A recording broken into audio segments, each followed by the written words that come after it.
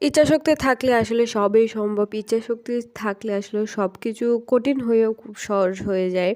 আসলে বলতেছি কিসের জন্য, এই যে দেখতেছেন মিষ্টি কুমড়াটা, এটা আমি গত ১ ঘন্টা ধরে এটার সাথে আমি যুদ্ধ করছি। কোনোভাবেই এটার থেকে একটা টুকরা আমি কাটতে পারছি না। তো অবশেষে অনেক যুদ্ধ করে ১ম বিশ্বযুদ্ধ শেষ করলাম, ২য় বিশ্বযুদ্ধ শেষ করলাম এবং ৩য় বিশ্বযুদ্ধ শেষ করে অবশেষে আমি এটার থেকে একটু টুকরা নিতে পারলাম।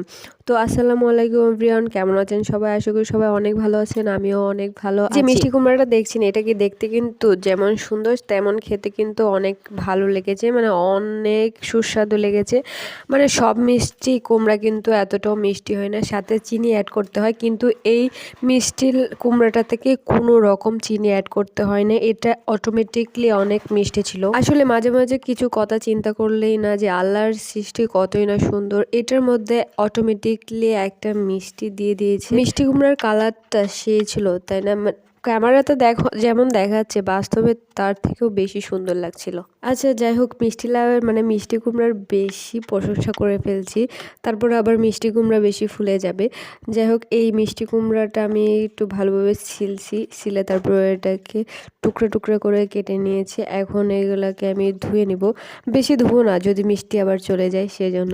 তো আমি মিষ্টি কুমড়াগুলো ধুয়ে নিলাম। এবার এটার সাথে কাঁচামরিচ আর পেঁয়াজ কুচি করে নিচ্ছি। আমি বারবার মিষ্টি লাউ বলে ফেলছি, কারণ হচ্ছে আমাদের এদিকে মিষ্টি কুমড়াটাকে মিষ্টি লাউ বলা হয়। আসলে অ্যাকচুয়ালি এটাকে মিষ্টি কুমড়াই বলা হয়, কিন্তু আমরা সবাই অ্যাকচুয়ালি মিষ্টি লাউই বলে থাকি, সেজন্য বারবার মিষ্টি লাউই চলে আসছে। তো এবার মিষ্টি লাউটাকে আমি আজকে ভাজি করব। এটা অনেকে মাছ দিয়ে রান্না করে খায়, কিন্তু আমার কাছে ভাজিটা ভালো লাগে এবং আমার পরিবার মানে আমার হাজব্যান্ডটা এটার ভাজি খেতে অনেক পছন্দ করে। তো এই জন্য আমি একটা ফ্রাই প্যানের মধ্যে পেঁয়াজ কুচি আর কাঁচামরিচ কুচি দিয়েছি, কুচি দিয়ে এটাকে হালকা করে ভেজে নিয়েছি। এবার এটার মধ্যে আমি মিষ্টি কুমড়ার টুকরাগুলো দিয়ে দিয়েছি, দিয়ে হালকা করে একটু ভেজে নিয়ে এটা একটা ঢাকনা দিয়ে ডেকে নিয়ে একটু হালকা সিদ্ধ করে নেব। তো হালকা সিদ্ধ হয়ে গেলে এটাকে আর একটু নাড়াচাড়া করে নেব। নাড়াচাড়া করে এটার মধ্যে লবণ, মরিচ, হলুদ, মশলা দিয়ে দিব। হলুদটা আমি অল্প পরিমাণে দেবো, যদি বেশি হলুদ দিয়ে ফেলি তাহলে কালারটা নষ্ট হয়ে যাবে।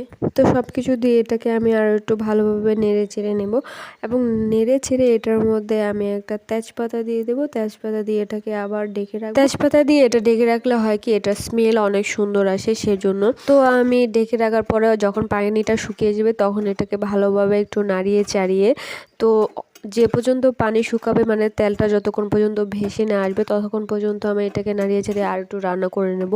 তো আপনাদের কার কার মিষ্টি লাউ কেমন পছন্দ, তো অবশ্যই কমেন্টে জানাবেন। যদি আপনারা এভাবে ভাজি খেতে পছন্দ করেন অবশ্যই আমার রেসিপিটা ট্রাই করে দেখবেন। আল্লাহ হাফিজ।